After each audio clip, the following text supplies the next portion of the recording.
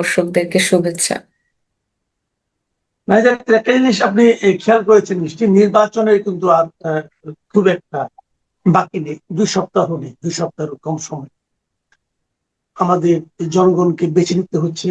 তারা পরবর্তী 5 বছরের জন্য কাকে রাষ্ট্র ক্ষমতায় দেখতে চান, এবং এই পদে যাওয়ার জন্য, রাষ্ট্র ক্ষমতায় যাওয়ার জন্য রাজনৈতিক দলগুলোর মধ্যে যারা নির্বাচনের রেসে আছেন আর কি, তারা যার যার মতো নিজেদের প্রতিশ্রুতি দিচ্ছেন এবং পাশাপাশি প্রতিপক্ষকে ঘায়েল করার জন্য নানা ধরনের বাক্য শব্দ উচ্চারণ করছেন, সত্য মিথ্যা মিলিয়ে। আমার কেন যেন মনে হয়, একজন নাগরিক হিসেবে, একজন ভোটার হিসেবে কিছু কিছু বিষয়ে আমি বেশ কৌতুক অনুভব করছি। তারা এমন এমন প্রতিশ্রুতি দিচ্ছেন যা তাদের জীবন আচরণের সঙ্গে মেলে না। তো যাক, এগুলো নিয়ে আমরা আলোচনা করবো নিশ্চয়ই। এই কারণে করবো যে তাদের এই প্রতিশ্রুতি আসলে কতটুকু মানে বাস্তবায়নযোগ্য তাদের জন্য, সেগুলো আসলে জনগণের একটু ধারণা পাওয়া দরকার। আমরা আজকে বেসিক্যালি জামাতে ইসলামের কিছু প্রতিশ্রুতি নিয়ে কথা বলতে চাই। এর মধ্যে তারা রাজনীতির মাঠে অনেক কথাই বলেছেন, এবং তারা কিছুদিন আগে জুলাই সনদে স্বাক্ষরও করেছিলেন। সেখানে তারা স্বাক্ষর করে বলেছিলেন যে তারা ওখানে কি করবেন, 5% আসনে নারীকে মনোনয়ন দিবেন, এবং তারা আসলে একটি নারীকে মনোনয়ন দেননি। ফলে সেটা আসলে 0% দাঁড়িয়েছে। এর মধ্যে আল জাজিরাকে ওনারা একটা ইন্টারভিউ দিয়েছেন, ওনাদের প্রধান, এবং সেখানে বলেছেন যে কখনোই ওনাদের দলের নেতৃত্ব পর্বে, শীর্ষ নেতৃত্বে নারী থাকবে না।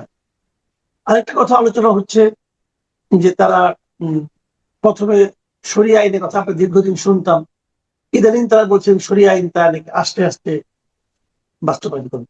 এই যে বিষয়গুলো জামাত যা যা বলছে, আমি কয়েকটা বললাম, আপনি নিশ্চয়ই আরো ফলো করেছেন। যতটুকু আপনি দেখেছেন, আপনার কাছে কেমন মনে হয় যে জামাত ইসলামের এই যে প্রতিশ্রুতিগুলো, বিশেষ করে নারীদের প্রতি, যে যেহেতু আপনি একজন নারী অধিকার নিয়ে কাজ করেন, আপনার কাছে কেমন লেগেছে? ধন্যবাদ। জামাতের বিগত দিনের আলোচনায় আপনি দেখবেন যে 24-এর পরে নারী বিষয়টা সবচেয়ে বেশি উঠে এসছে বারবার।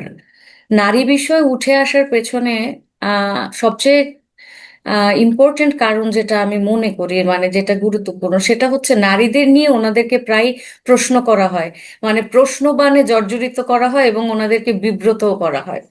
তো ওনারা এই বিব্রতিকর পরিস্থিতির থেকে বাঁচার জন্য ওনারা কিন্তু নারী বিষয়টা বারবার টেনে আনছেন। যেমন ধরেন, কিছুদিন আগে জামাতের আমির বলেছিল যে 5 ঘন্টা তারা মানে নারীকে কাজ করার সুযোগ দিবে, এবং যে নারী কাজ করবে না সেই নারীকে তারা হচ্ছে স্পেশালি তারা ভাতা দিবে বা টাকা পয়সা দিবে।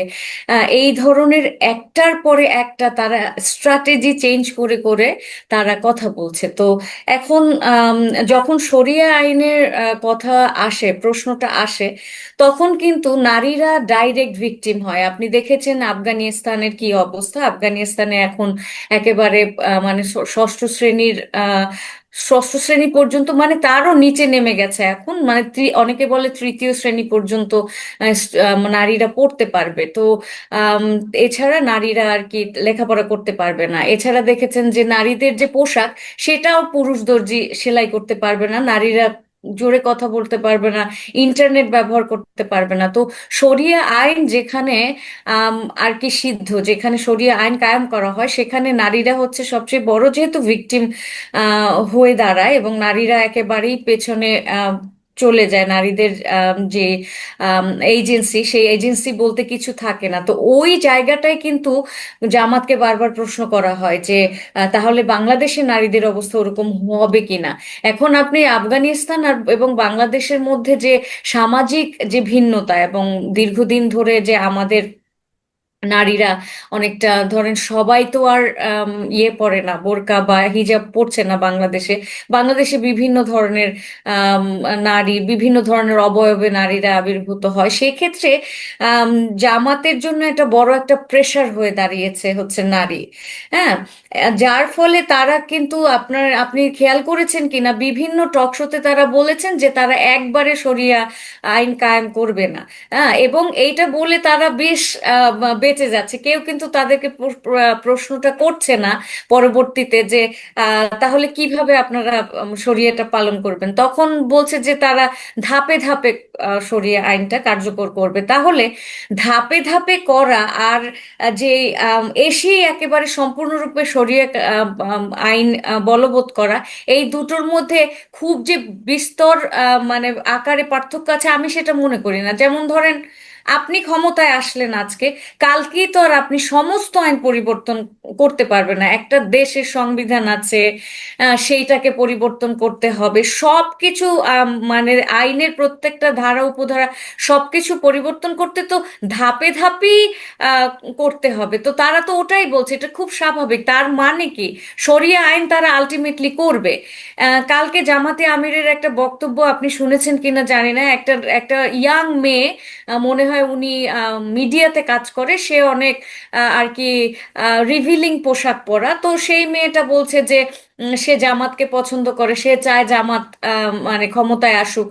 এটা নিয়ে জামাতের আমির গতকালকে খুবই আহ, মানে প্রাইড নিয়ে, হ্যাঁ, খুবই আর কি এক্সাইটমেন্ট নিয়ে সে বলেছে যে আজকালকার যে একটু উনি ওনার একেবারে ওনার ভাষ্য মতে যে একটু ভিন্ন রকমের পোশাক পরাও একজন নারী বলছে যে সে জামাতকে চায়। এবং সে পুরা যে তার স্পিচটা ওটাকে কোট করেছেন, এবং সে অসম্ভব আনন্দের সাথে এই জিনিসটা করেছে। তাহলে সে যদি তারা যদি মূলত নারী স্বাধীনতায় বিশ্বাসী হয়, যেটা তাদের নির্বাচনের কারণে, নির্বাচনে জয়লাভের কারণে তারা এই এই জিনিসটা চেঞ্জ করেছে, তারা এখন তাদের বোল পরিবর্তন করেছে, এটা একেবারে শুধুমাত্র নির্বাচনে জয়লাভ করার জন্য। এবং আমার মনে হয় এটা জামাতের কৌশলের একটা অংশ, এবং তারা যে কোনো ভাবে যে কোনো উপায়ে তারা নির্বাচনে জয় লাভ করতে চায়। এবং এই জয় লাভ করার জন্য তারা যে কোনো ধরনের বয়ান এবং তাদের পূর্ববর্তী যে ধরনের কথোপকথন, যা আইন কানুন তারা প্রয়োগ করতে চেয়েছিল সেগুলি পরিবর্তন করবে, এটা করবে সেটা করবে। বিএনপি যা যা করেছে, সবকিছু কপি করা থেকে শুরু করে একেবারে হুবাহু 31 দফা দেয়া থেকে শুরু করে, মানে সবকিছুই আমার কাছে মনে হয়েছে এগুলি সব হচ্ছে এক সম্পূর্ণভাবে আপনার ইলেকশনে জেতার একটা কর্মসূচি। না, আপনি যেটা বললেন যে একজন আধুনিক পোশাক পরিহিতা নারীর যে বয়ান, সেটা উচ্চারণ করতে যে জামাতের আমির বেশ আনন্দিত ভঙ্গিতে করেছেন। কিন্তু আনন্দিত ভঙ্গিতে করে থাকেন, অন্যায়টা কি করেছেন? ওনাকে কেউ সমর্থন করলে, আমাকে যদি কেউ সমর্থন করে, আমি আনন্দিত হব না? আমার পলিসি যদি, মানে যাকে আমি মনে করেন, অনেক মনে করে যে এই ধরনের নারীরা হয়তো আমার সঙ্গে আমার পলিসিকে সমর্থন করবে না, কিন্তু তারাও যদি আমার পলিসিকে সমর্থন করে, তাহলে আমার আনন্দিত হওয়াতে আপনি ভুলটা কোথায় দেখেন? আমি কিন্তু কোনো ভুলও দেখিনি, এবং সে যে খুব আনন্দিত হয়েছে সেটা কোনো দোষেরও না, বরঞ্চ খুবই আনন্দের তার জন্য। কিন্তু সমস্যাটা হচ্ছে, তিনি যখন বলেন যে তিনি নারী স্বাধীনতা, নারীর পোশাকের স্বাধীনতা, এই সবকিছুতে সে এখন বিশ্বাসী, বিশ্বাসী তারা জামাত এখন বিশ্বাসী, জামাতের বয়ান, নারী বিষয়ক সকল বয়ান ঠিক ভোটের 1 মাস আগে এসে চেঞ্জ হয়, ভোটের 15 দিন আগে এসে চেঞ্জ হয়, একদম সবকিছু আপসাইড ডাউন হয়ে গেছে।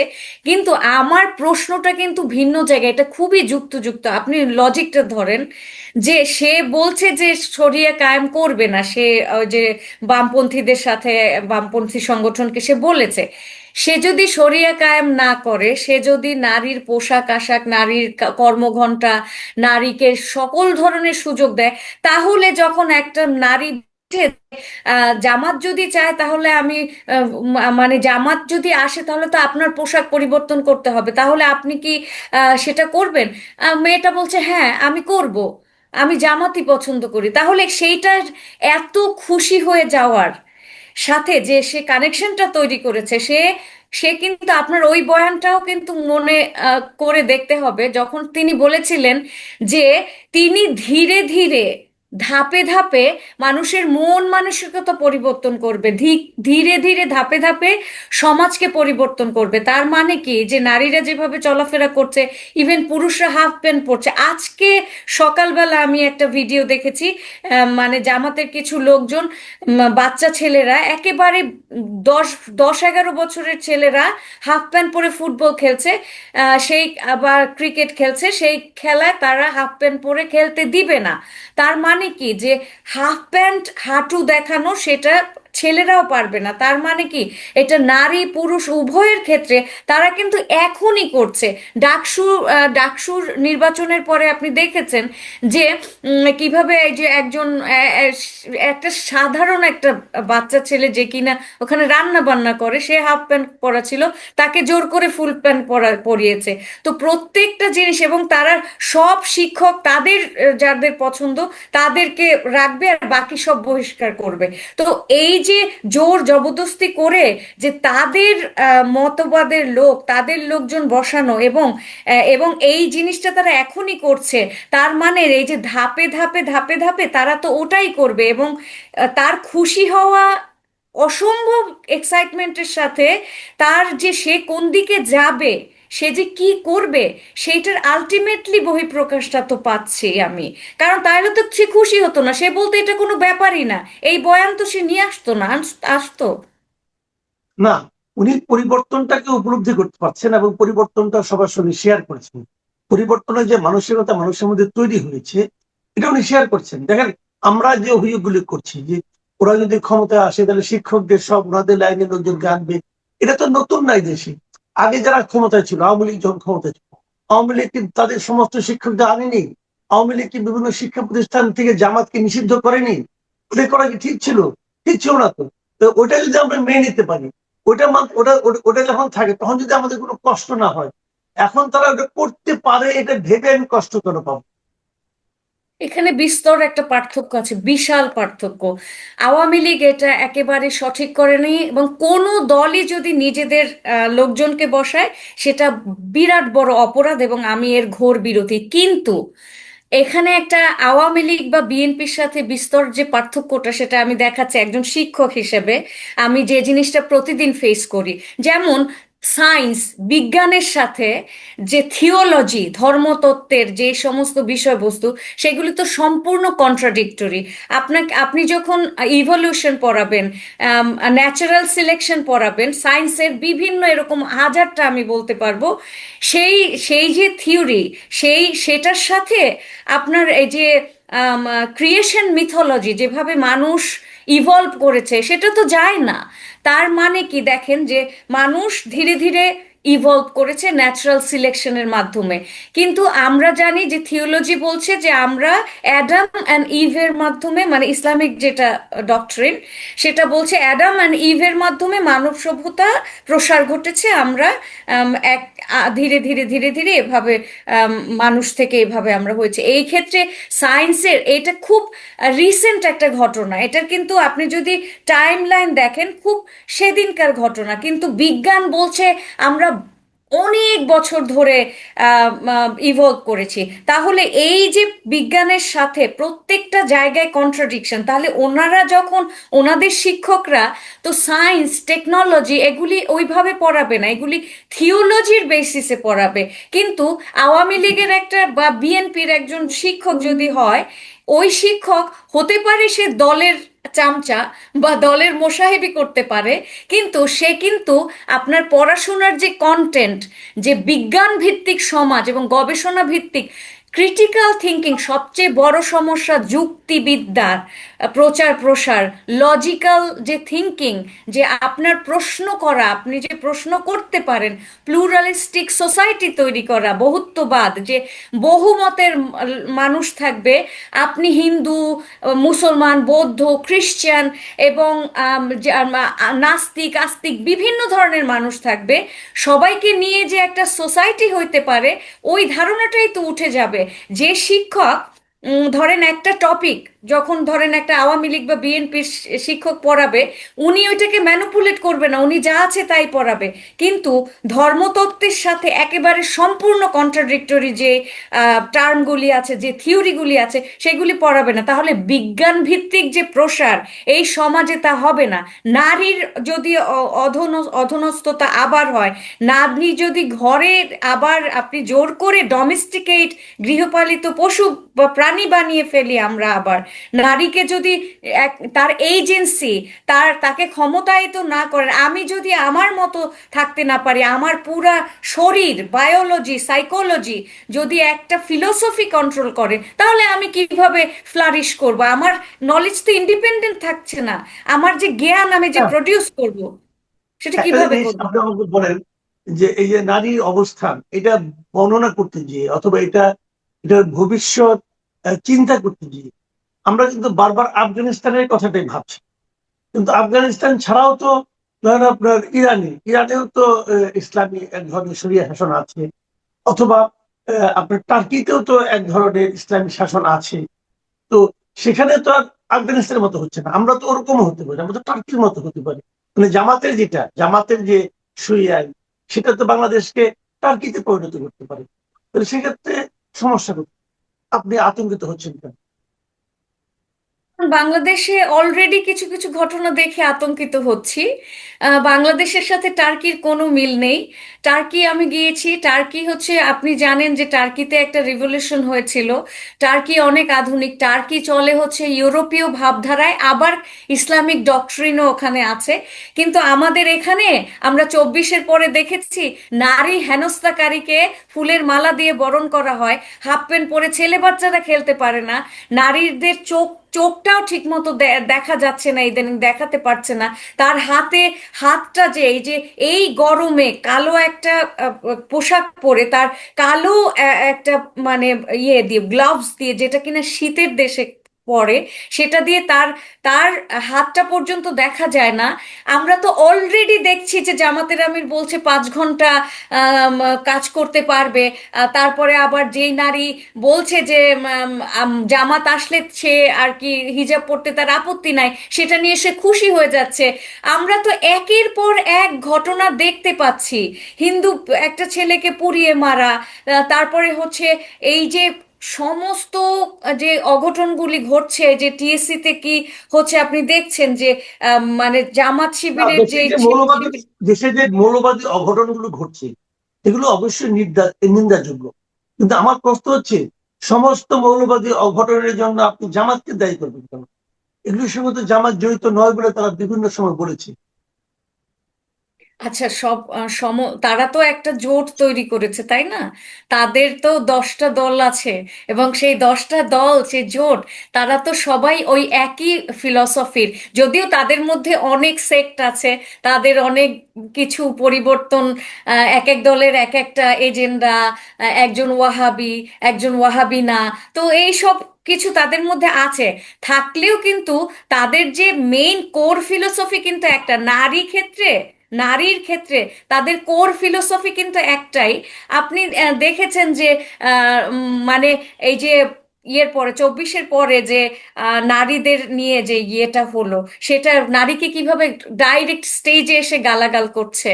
হ্যাঁ, নারীকে এই যে কিছুদিন আগেও নারী, এই যে ঢাকা ইউনিভার্সিটির নারীকে কোট আনকোট আগে নাকি বেশ্যা ছিল, এই সব শব্দ নারীর বিরুদ্ধে আম, ও এখন হচ্ছে। এই যে কটা দিন, এই লাস্ট উইকের ঘটনা না, টি6 সম্পর্কে যে বললো যে ঢাকা ইউনিভার্সিটিতে, তাহলে হুম। এই যে এই কথাগুলি কে বলছে?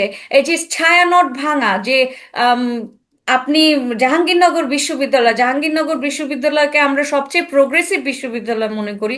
সেখানে শিবিরের যে ছাত্র, সে সে যেদিন বলে যে ছায়ানটকে ভেঙে দেওয়া উচিত, উদীচী ছায়ানট, তারপরের দিনই ছায়ানট উদীচী ভেঙে যায়। তো আপনার দেশের কোনো সাংস্কৃতিক কর্মকাণ্ড ঘটতে দিবে না। আমরা তো দেখছি এগুলি সবটার সাথে তারা জড়িত। আমি মুখে এসে বললাম যে আমি কিছুর সাথে জড়িত না, কিন্তু বয়ান দিচ্ছে তারা, মানে একেবারে অ্যানাউন্সমেন্ট করে তারা যে ভাঙছে, তারা যে ভাঙতে বলছে, দেশের সমস্ত ভাস্কর্য ভেঙ্গে চুরে চুরমার করে দিচ্ছে, আমরা তো দেখছি কারা ভাঙছে ভাঙছে, এবং তারা তারা তো বলছে যে তারা ভাঙছে। তাহলে আমরা কিভাবে পরবর্তীতে নির্বাচনের সময় যখন বলে যে না আমরা তো কিছু করছি না, আমাদের দলের কেউ কিছু করছে না, তাহলে করছেটা কারা? তাহলে কি আমি করতেছি? আমরা করতেছি? আমি কে আপনার করছে? আমি আপনার কথাগুলো ঠিক আছে।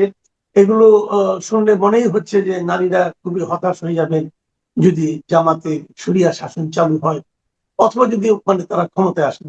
কিন্তু তাহলে একটা ব্যাখ্যা আপনি আমাকে একটু দয়া করে যদি বোঝাতে পারেন, একটু অল্প সময় আমার হাতে